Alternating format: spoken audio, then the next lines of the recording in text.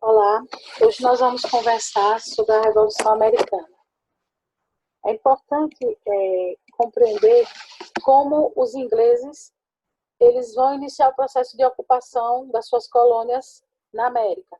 Inicialmente, eles têm como um forte incentivo.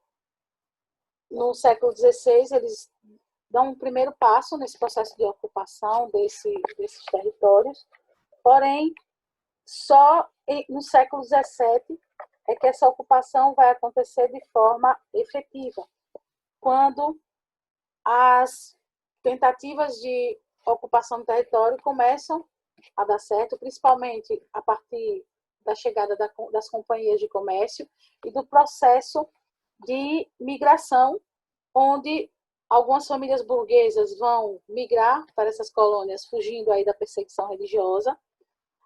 Além desses, nós vamos ter também os irlandeses, escoceses, franceses e alemães, que também vão seguir para as colônias inglesas na América. Essas 13 colônias inglesas, elas vão desenvolver formas peculiares de ocupação no seu do território. As colônias do norte, elas vão desenvolver um processo de colonização de povoamento, voltado a uma economia centrada na pequena propriedade familiar, vão desenvolver atividades econômicas agrícolas e na pecuária e vão dedicar-se à construção naval. Né? Toda a prática comercial vai se dar a partir do excedente.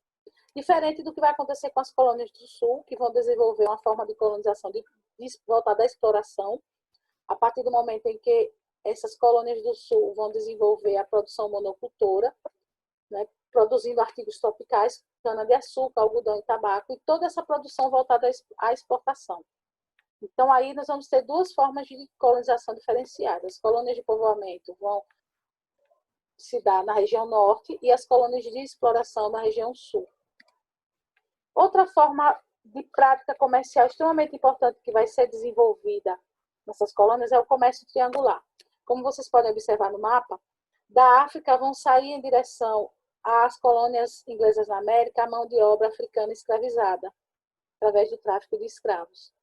Lá, esses africanos escravizados vão ser direcionados para as colônias, a grande maioria da região sul, onde existe toda uma produção voltada à exportação. Das colônias americanas vão sair em direção à Inglaterra as matérias-primas para que na Inglaterra fossem transformadas em produtos manufaturados e esses produtos retornam aí para as suas colônias para serem comercializados. Então, é dessa forma que esse comércio triangular vai se desenvolver nesse momento. Então, você tem lá a África fornecendo mão de obra africana escravizada, as colônias americanas a matéria-prima, e a Inglaterra fazia todo o processo de transformação dessas matérias-primas em produtos manufaturados, que serão enviados para as colônias para serem comercializados. O processo de dependência das 13 colônias vai se dar da seguinte forma.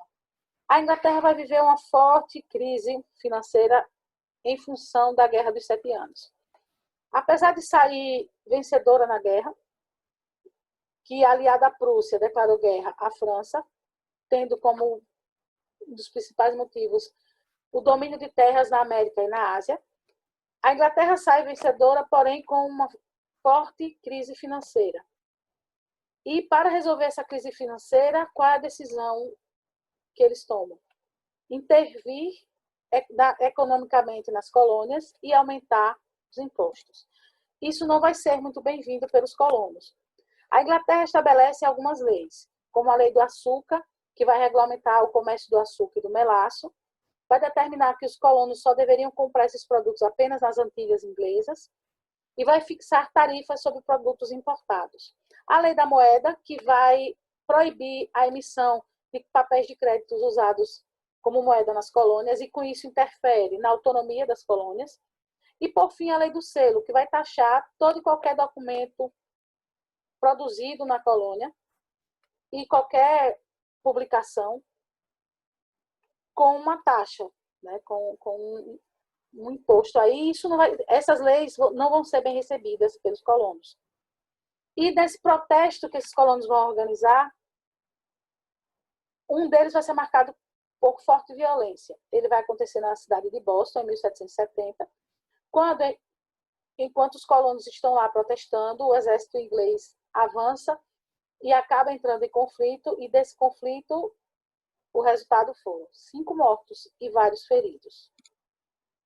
Outro evento também extremamente importante nesse processo de protestos dos colonos foi a festa do chá em Boston, que aconteceu em 1773, quando o governo inglês cria leis que vai beneficiar a Companhia das Índias Orientais, isentando de impostos sobre o chá e garantindo o monopólio do comércio desse produto. Isso vai gerar uma forte insatisfação e esses colonos vão se manifestar contra toda essa mudança drástica na questão de liberar as Companhias das Índias Orientais dos impostos. E nesses conflitos eles vão invadir os navios que estavam carregados do chá e jogar toda a sua mercadoria no mar. Resultado: a Inglaterra toma uma atitude, o parlamento britânico vai definir algumas leis depois desse conflito, que vão ficar conhecidas como leis intoleráveis. Primeira, a interdição do Porto de Boston. Segunda, intervenção em Massachusetts. Indenização dos colonos devido ao prejuízo do conflito. E a restrição do direito de reunião entre os colonos. Então, a Inglaterra estabelece leis mais rígidas, por isso que elas são chamadas de leis intoleráveis, que vão reduzir mais ainda a autonomia dos colonos. Com isso, em represália, os colonos, o que é que eles vão fazer? Eles vão se reunir legalmente em uma assembleia, vão formar aí o primeiro Congresso Continental, em 1774, que vai acontecer na Filadélfia, e tendo aí a representação de quase todas as colônias, apenas a Geórgia, a colônia da Geórgia não vai participar. Nesse primeiro Congresso Continental, eles vão criar uma assembleia com o plano de não importar nem consumir produtos ingleses, além de proibir qualquer exportação de produtos americanos para a Inglaterra.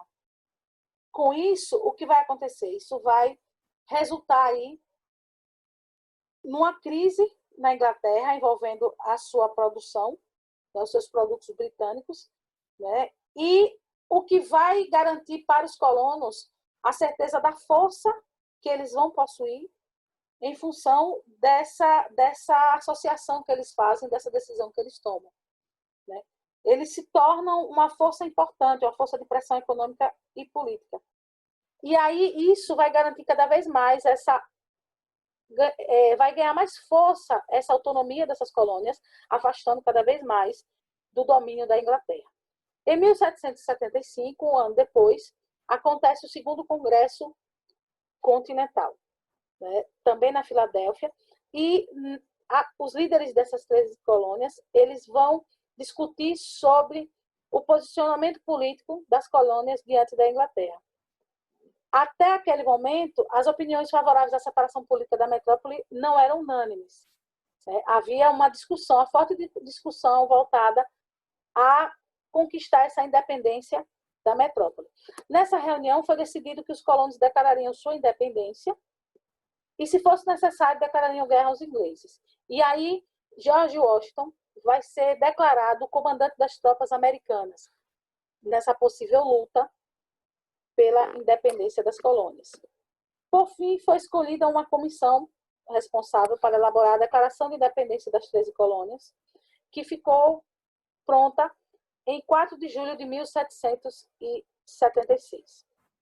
Alguns pontos são importantes para destacar desse documento de independência das 13 colônias da América. Determinava a liberdade e independência das colônias, garantia a autonomia na aprovação de suas leis, determinava o respeito aos direitos dos cidadãos, porém não considerava cidadãos os escravos, as mulheres e os estrangeiros. A partir dessa declaração de independência, nós vamos ter aí a construção de um documento extremamente importante, que é a Constituição dos Estados Unidos da América. Esse documento traz alguns artigos que são importantes citar. Determinou que a forma de governo fosse uma república presidencialista federativa. O poder estaria dividido em executivo, legislativo e judiciário. Unificou o sistema monetário e de medidas que seria utilizado.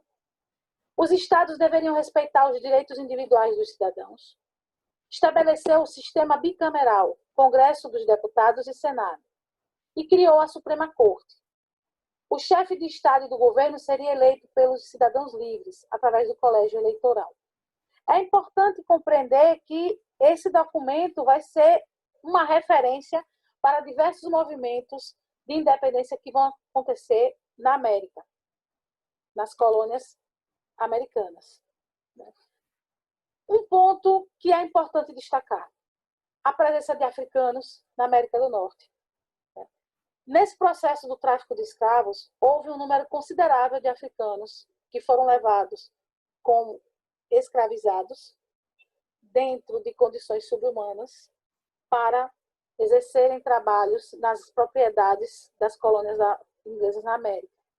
Em 1619 é a data que alguns historiadores ressaltam da chegada do primeiro navio negreiro partindo da África em direção à Virgínia. O maior número de africanos escravizados foi levado para a região sul, devido às plantações de algodão e tabaco. É importante entender isso. Houve uma concentração muito grande dessa mão de obra africana escravizada nas colônias do sul. Os africanos não tinham permissão de desenvolver suas tradições culturais e acabaram por incorporar as tradições e costumes das colônias. E aí é importante entender que nessas trocas culturais houve assimilações de ambos os lados. Então, existe toda uma herança africana nos Estados Unidos, que é fruto dessas trocas culturais que vão acontecer entre os colonos e os africanos escravizados, que foram direcionados para a América. Outro elemento importante para compreender esse processo, um pouco da história da formação dos Estados Unidos da América, é a presença também dos indígenas da América do Norte. Eles, quando os ingleses chegam nessa parte da América, eles vão encontrar milhões de indígenas que já tinham se estabelecido ali. Mas devido a vários conflitos envolvendo a posse de territórios, esses indígenas foram dizimados, uma grande parte de indígenas, em função dos conflitos armados entre colonos ingleses e indígenas. Então, viviam diversos povos indígenas na América do Norte. E é importante entender, cada povo tinha suas culturas, tradições e costumes, seus próprios modos de vida. Em poucas décadas de colonização, muitos povos foram destruídos pelas guerras de conquista e por doenças trazidas pelos europeus, que é outra coisa importante compreender. Muitos indígenas na América do Norte vão morrer em função não só da violência, dos conflitos, mas também em virtude de doenças que eles acabam sendo afetados, e o poder de destruição dessas doenças, de morte, o resultado final dessas doenças foi muito mais forte para os indígenas, que não tinham uma imunidade tão forte às doenças trazidas pelos colonos. É importante compreender isso. Então, eu apresentei para vocês alguns elementos históricos importantes relacionados à Revolução Americana. É importante entender que esse movimento que vai dar origem ao processo de independência dessas colônias e ao surgimento dos Estados Unidos da América vai influenciar diversos movimentos de independência em várias regiões da América. Então, qualquer dúvida sobre esse assunto, é só entrar em contato através do e-mail, certo? E façam a inscrição no canal para ficarem aí atualizados dos conteúdos de história que nós vamos estar discutindo sempre por aqui. Até a próxima.